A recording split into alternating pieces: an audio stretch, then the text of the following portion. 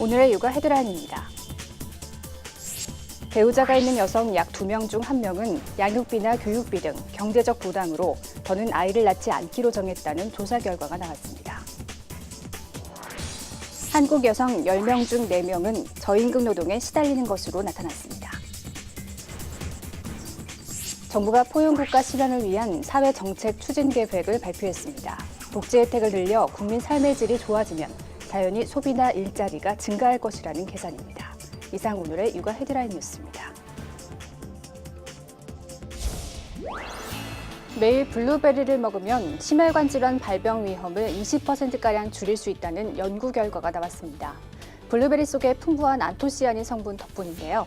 안토시아닌은 붉은색이나 보라색을 띠게 하는 항산화 물질로 혈관을 보호하고 염증을 개선하는 효과가 있으니 기억해 두시기 바랍니다. 육아 포커스 첫 소식부터 함께 하시죠.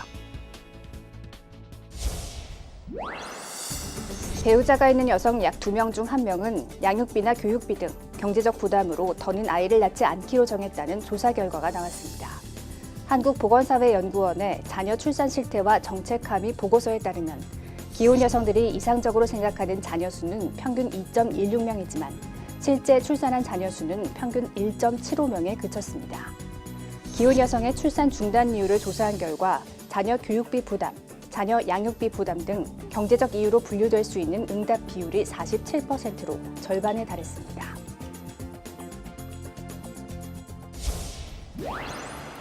한국 여성 10명 중 4명은 저임금 노동에 시달리는 것으로 나타났습니다. 경제협력개발기구에 따르면 한국의 저임금 여성 노동자 비율은 2017년 35.3%로 통계가 있는 8개국 가운데 가장 높았습니다. 한국의 저임금 여성 노동자 비율은 2000년 45.77%에서 서서히 줄어들며 2011년 40% 밑으로 내려왔고 2014년부터 4년 연속 하강 곡선을 그리고 있습니다. 하지만 애초 여성 저임금 비중 자체가 높았던 터라 2000년대 내내 OECD 부동의 1위라는 불명예를 벗지 못하고 있습니다. 정부가 포용국가 실현을 위한 사회정책 추진 계획을 발표했는데요. 복지 혜택을 늘려 국민 삶의 질이 좋아지면 자연히 소비나 일자리가 증가할 것이라는 계산이 깔려 있습니다. 우리나라 삶의 질 지수는 경제협력개발기구 OECD 국가 중 25위입니다. 경제대국 반열에 오른 지 한참 지났지만 그만큼 살기 좋은 나라는 아니라고 생각하는 사람들이 많다는 뜻입니다. 이 때문에 정부는 자원분배에 초점을 맞추고 있습니다. 먼저 중소기업에 꾸준히 다니면 기업과 정부가 돈을 보태 목돈을 줄 수 있게 지원하는 내일 채용 공제 대상자를 늘립니다. 특히 저소득층의 경우 6개월 동안 구직 촉진 수당을 지급하는 한국형 실업부조를 도입해 일자리 안전망을 탄탄히 하겠다는 방침입니다. 실업급여 보장성을 강화하기 위해 실업급여 지급 수준을 평균 임금의 60%로 인상하고 최대 지급기간도 30일 늘리겠습니다. 신혼부부를 위한 공공임대주택을 4년 동안 70만 가구 공급하고 영유아 10명 가운데 4명은 국공립유치원에 다닐 수 있게 시설을 늘리는 등 각종 저출산 대책도 내놨습니다.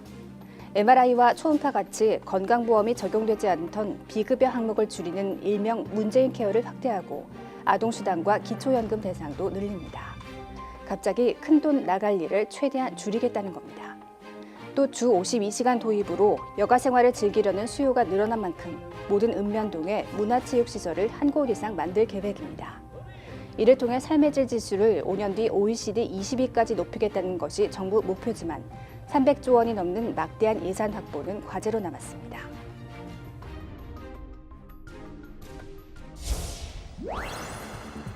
아이들이 모여 장난감을 가지고 놀고 있습니다. 눌러서 찌그러뜨려도 금세 원래 모습으로 돌아옵니다. 스퀴시라 불리는 장난감으로 말랑말랑한 촉감 탓에 아이들 사이에서 인기가 높습니다. 하지만 피부에 닿고 심지어 입에 집어넣는 경우도 많지만 성분은 위험한 것으로 드러났습니다. 한국소비자원이 시판 스퀴시 12개를 조사했더니 정도의 차이는 있지만 모든 제품에서 간독성 유해 물질이 검출됐습니다. 디메틸포름아미드는 공기 중으로 쉽게 휘발되는 휘발성 유기화합물의 일종인데요. 노출됐을 때에는 호흡기나 눈의 점막을 자극할 수 있고 현기증이나 두통을 유발할 수 있는 물질입니다. 특히 이 가운데 절반은 방출량이 위험한 수준이었습니다. 계속해서 유해 물질을 뿜어내다 보니 근처에만 있어도 위해 우려가 컸습니다. 하지만 정작 안전 기준이 없어 이런 제품이 시중에서 돌아다녀도 막을 수는 없는 실정입니다. 12개 중 10개 제품은 경고 표시나 제조 연월 등 겉면에 꼭 표시해야 할 내용을 빼먹기도 했습니다. 소비자원은 해당 업체의 제품 회수를 권고했고 국가기술표준원에는 어린이용 장난감의 휘발성 유기화합물 방출량 기준을 마련하라고 요청했습니다. 입소문 마케팅이란 용어를 들어보셨나요? SNS 등을 통해 순식간에 퍼지도록 제품이나 업체를 광고하는 방식인데요.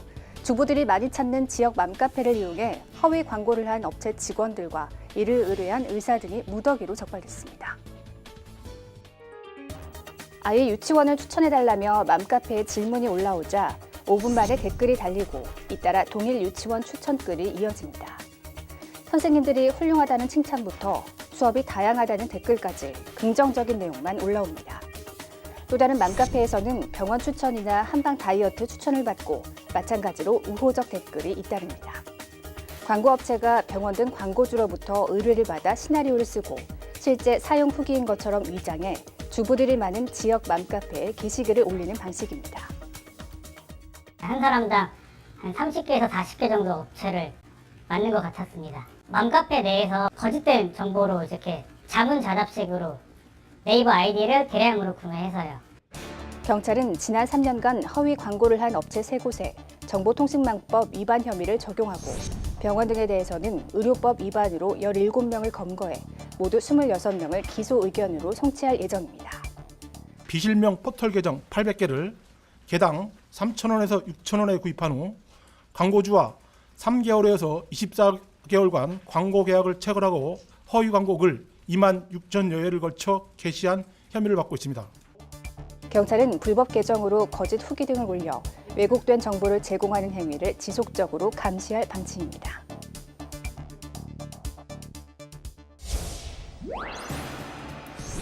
경기도 부천에 사는 남성 A씨는 사업주와 짜고 회사에 멀쩡히 다니면서 육아휴직급여 450만 원을 타내 적발됐습니다.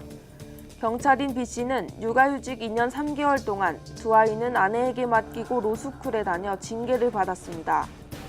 이런 식으로 새어나간 남성 육아휴직급여 부정수급액이 작년에만 2억 1,500여만 원, 4년 전인 2014년보다 건수로는 5배, 액수로는 13배 급증했습니다. 정부의 적극 장려로 남성 육아휴직자 규모 자체도 늘었지만 지원이 커지자 이를 악용하는 사례들이 증가하는 겁니다. 아빠 육아휴직 보너스제 상한액은 150만 원에서 작년에 200만 원으로 올해는 다시 250만 원으로 올랐습니다. 문제는 부정수급을 잡아내기가 쉽지 않다는 겁니다.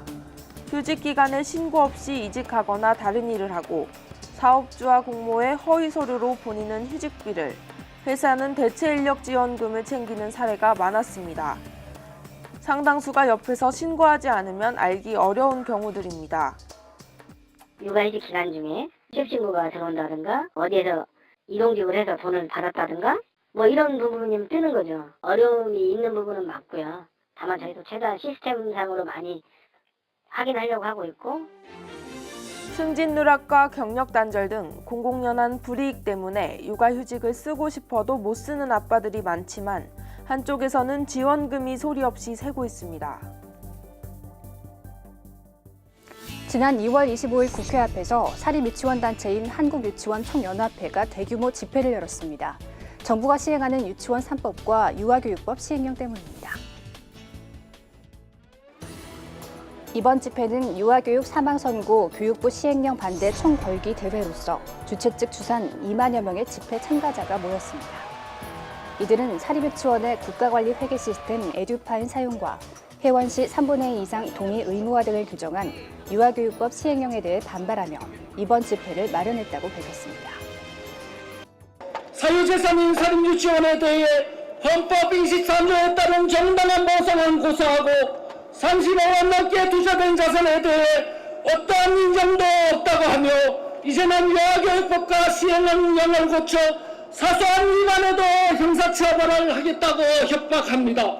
더 이상 운영을 할 수 없어 병원나가자 해도 병원도 못하게 합니다. 이것이 자유 대한민국인지 의심스럽습니다. 한유총은 현재 국회에 올라간 유치원 3법과 교육부의 시행령 개정안은 사립유치원을 고사시킨다고 항의했습니다. 지금 가장 큰 문제가 되고 있는 것 중에 하나가 표현을 하지 못하게 하는 거예요. 그게 무슨 말이냐면은 실질적으로 우리가 이 업을 시작했을 때 자신의 선택에 의해서 인가를 받아 시작하는 것이고, 이 업을 그만둘 때도 본인이 선택해가지고 그만둘 수 있어야 됩니다. 그게 바로 직업 선택의 자유고 헌법에 보장된 국민의 기본권이거든요. 하지만 지금 3분의 2 이상 회원 동의를 받아야지 본인의 업을 정리할 수 있다는 그것은 아주 부당합니다. 이은혜 교육부 장관은 집단 휴원과 폐원 모두 유아교육법상 명백한 불법이라며 법과 원칙에 따라 단호하게 대처하겠다고 말했습니다. 집단 휴업과 집단적인 무단 폐원, 에듀파인 거부 행위 모두 유아교육법상 명백하게 불법입니다. 불법에 대해서 정부는 법과 원칙대로 단호하게 대응하겠습니다. 정부와 한유총 간의 갈등은 계속되는 상황. 앞으로 문제를 어떻게 헤쳐갈지 주목되고 있습니다.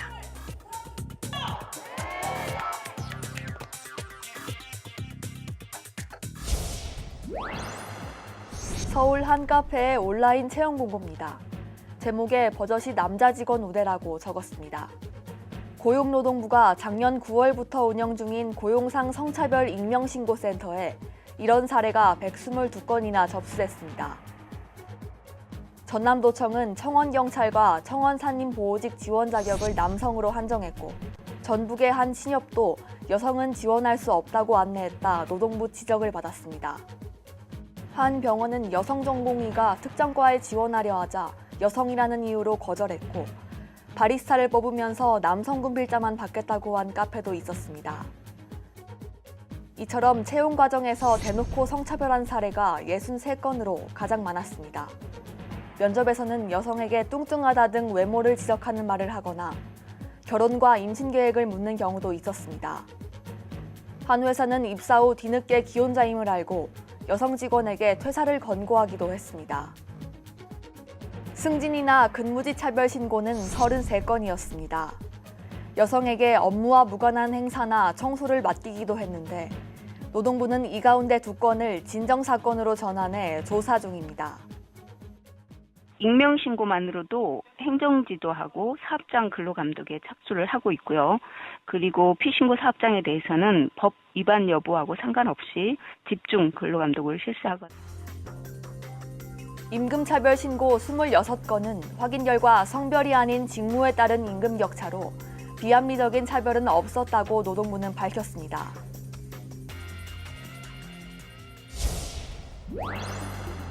정부가 발표한 2017년 낙태 수술 건수는 약 5만 건. 2010년 기준 추산 16만 8천 건의 3분의 1에도 못 미치며 의료계 추정치인 연간 50만 건의 10분의 1에 불과합니다. 보건 전문가들은 최근 낙태가 줄어드는 추세기는 하지만 이렇게 대폭 감소하지는 않았을 것으로 보고 있습니다. 낙태가 불법인 이상 솔직한 답변을 얻기 어렵다는 한계가 있기 때문입니다. 현장에서 체감하는 것에 비해서는 너무 적은 수치가 아닌가 생각하는데요. 성행태와 같은 조사는 사회적 바람직성이라는 오류 때문에 어느 정도의 거짓 응답을 하게 되어 과소축이 되기 마련입니다. 여성단체는 이번 정부 조사로 낙태할 병원을 찾기 어렵고 낙태 후 관리도 받지 못하는 여성의 현실이 드러났다고 주장했습니다. 임신 중지를 해야 하는 여성들에게 안전하고 합법적이고 접근성 높은 의료체계가 전혀 보장되어 있지 않음이 드러난 것이라고 할 수 있겠습니다. 또 응답자의 75%가 임신 중지를 현재 불법화하고 있는 형법이 개정되어야 한다고 답한 점이 주목해야 한다고 생각합니다. 현실과 동떨어졌다는 비판을 받는 정부의 낙태 실태조사. 하지만 피임과 임신 출산에 대한 남녀 공동 책임의식 강화, 낙태 관련 상담제의 필요성 등에는 귀 기울여야 한다는 목소리가 커지고 있습니다.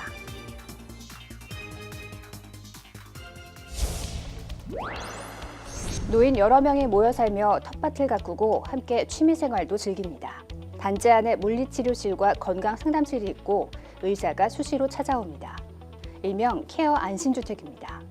이런 형태의 주거시설을 전국에 4만 곳 더 짓는 등 각종 복지 인프라를 늘리면 새 일자리도 함께 생길 것이라는 게 정부의 계산입니다. 국제노동연맹의 보고서를 보면 인구 고령화에 대응하고 경제성장의 지체를 극복할 수 있는 길이다. 이렇게 되어 있습니다. 또 실버 산업 역시 4차 산업혁명과 결합해 무섭게 성장하고 있어 우리 경제의 신성장 동력이 될 수 있다는 겁니다. 지금까지는 이제 개발된 기술들은 많지만 이제 그런 것들이 과연 이제 그 사용성이라든가 어떤 수용성에 있어서 고령 친화적인지 부분은 아직 굉장히 미흡한 것이 많기 때문에 이제 그러한 그 수요자 중심의 기술 개발이 굉장히 중요하다고 생각합니다. 문제는 돈입니다. 사회복지 지출을 포함해 이들 사업에 5년간 드는 예산은 모두 332조 원이 넘습니다. 저부담 저복지에서 중부담 중복지로 복지 체제를 전환하는 비용입니다. 하지만 저출산 고령화로 반대로 세금 낼 사람은 줄고 있습니다. 정부는 당장의 증세는 없다지만 추가 예산 확보는 불가피합니다. 미래의 복지가 커뮤니티 케어, 즉 지역 중심으로 운영될 것으로 예상되는 만큼 중앙정부 주도형 복지에 한계가 있다는 지적도 귀 기울여야 할 대목입니다.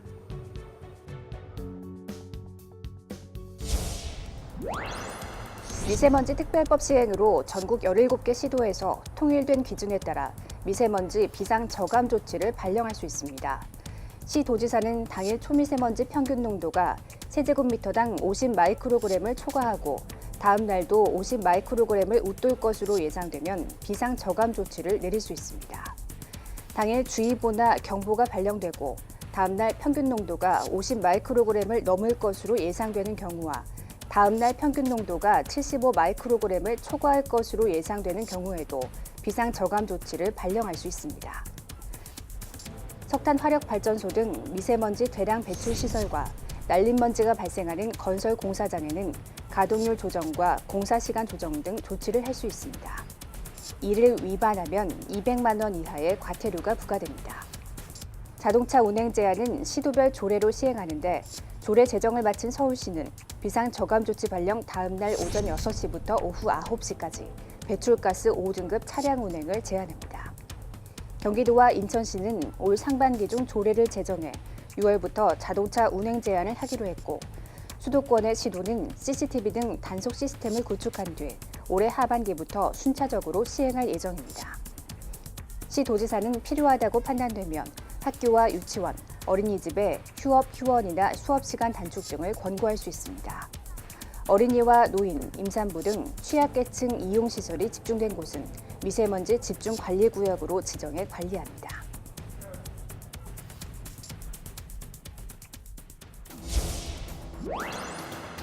하루가 멀다 하고 찾아오는 미세먼지에 마스크 착용은 어느새 일상이 됐습니다. 하지만 마스크를 써 호흡기는 지킬 수 있다 해도 눈은 보호수단이 없습니다. 미세먼지에 자주 노출되면 안구 표면 보호물질이 덜 나와 염증이 생기기 십상입니다. 환자 수가 해마다 늘어나는 안구 건조증 역시 잦은 미세먼지의 공습과 무관치 않습니다. 눈에 염증이 생기면 업무 효율이 20% 떨어진다는 연구 결과가 있을 정도로 눈 건강은 우리 삶의 질과도 관계가 깊습니다. 따라서 미세먼지가 심한 날에는 손을 자주 씻고 최대한 눈 주변을 안 만지는 게 좋습니다. 안구에 묻은 미세먼지에 긁혀 상처가 날 수 있기 때문입니다. 선글라스 같은 것들 착용을 해서 외부적인 바람이나 이런 걸 좀 차단할 수 있겠고요. 아예 완전 차단을 할 수 없기 때문에 인공 눈물로 눈을 좀 자주 씻어내 주시는 것도. 특히 안구 건조증이 심한 사람은 하루 4-5차례 정도 인공 눈물을 넣어 점막에 묻은 미세먼지를 씻어내는 게 바람직합니다. 평소 물을 많이 마시고 당근, 시금치 같이 비타민이 많이 든 음식을 섭취하는 것도 눈 건강을 지키는 길입니다.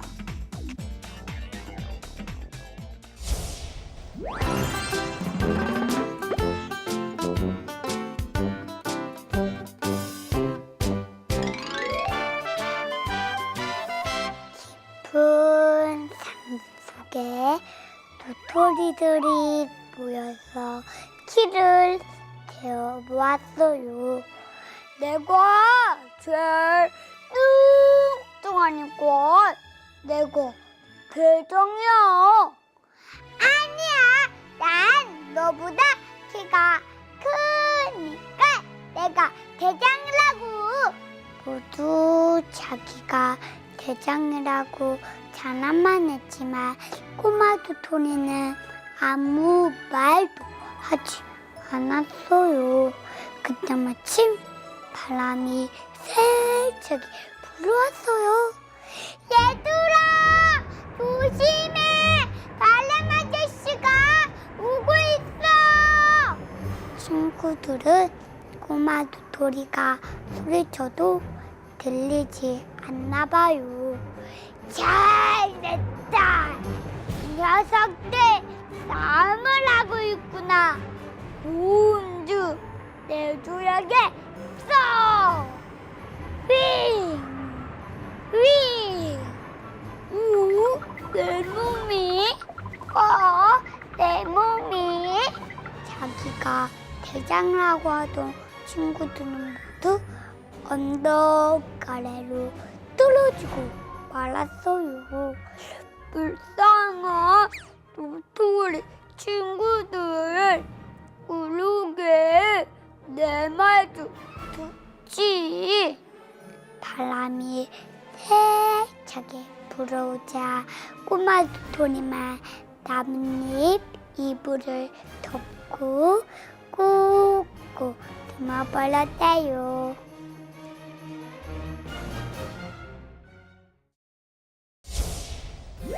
사립유치원 비리 사태 이후 유치원 공공성과 회계 투명성 강화 요구가 점점 커지고 있습니다. 한국유치원총연합회는 거리로 나서고 있고 정부는 법과 원칙대로 강경 대응하겠다는 입장입니다. 이 사태가 빠른 시일 내에 해결돼 우리 아이들이 피해를 보는 일이 없어야겠습니다. 육아포커스 마칩니다. 시청해주신 여러분 고맙습니다.